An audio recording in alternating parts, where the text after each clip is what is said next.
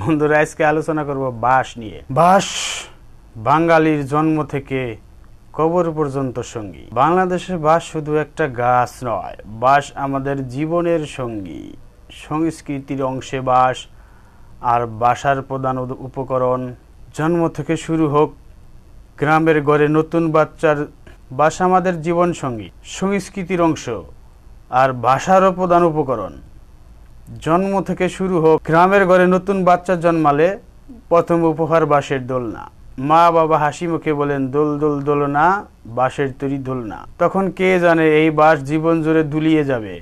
শৈশবে বাঁশ নিয়ে খেলনা, বন্দুক, ঘুড়ি, কাঠি, বাঁশি, কত কিছুর সঙ্গী বাঁশ। খেলনা বানিয়ে মজা পেতেই শিখি বাঁশের ব্যবহার। কিন্তু বাঁশের ব্যবহার এতটা নিষ্পাপ থাকে না। স্কুলে যাওয়ার মানেই বাঁশের কঞ্চি স্যারের হাতে পড়া। স্কুলে যাওয়া মানেই স্যারের হাতে পড়া না বলে কসকস করে বাঁশের বাড়ি। স্যার গর্ব করে বলেন, বাঁশ না দিলে শাসন হয় নাকি?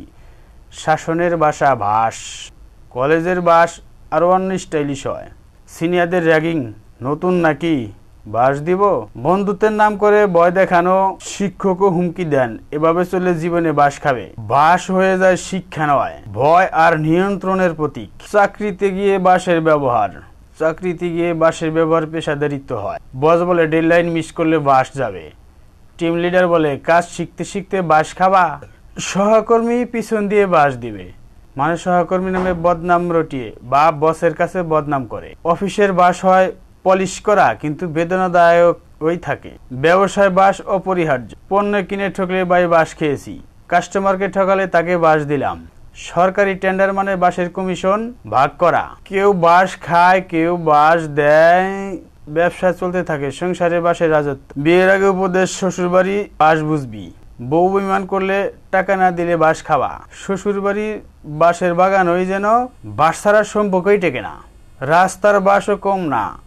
পুলিশ বলে লাইসেন্স নাই, বাঁশ দিব। ট্রাফিক বাঁশ দিয়ে রাস্তায় আটকায়। মাস্তান বলে এলাকার ব্যবসায় টাকা না দিলে বাঁশ দিতে হবে। যেন বাঁশ ছাড়া শহর চলে না। সবচেয়ে মজার বিষয়, বাসারও বাঁশ। বাঁশ দিব, বাঁশ খাইছি, পাছায় বাঁশ ঢুকিয়ে দিব। বাংলা ভাষায় শ্রীবৃদ্ধি। বন্ধুরাও মজা করে বলে বাঁশ খাইস না।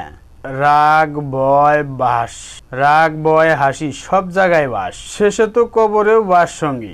মুসলিম হলে কবরের বাঁশের ছাউনি, হিন্দু হলে চিতায় বাঁশ দিয়ে কাঠামো বাঁধা। জন্মেও বাঁশ, জীবনেও বাঁশ, মরলেও বাঁশ। শেষ কথা, বাঁশ দিয়ে ঘর বানাই, সেতু বানাই, মানুষের মন ভাঙি, মারামারি করি। চলো বাঁশ হোক শিল্পের উপাদান, অপমানের নয়। বন্ধুকে বলি, তোকে বাঁশ দেব না, তোকে সম্মান দেব।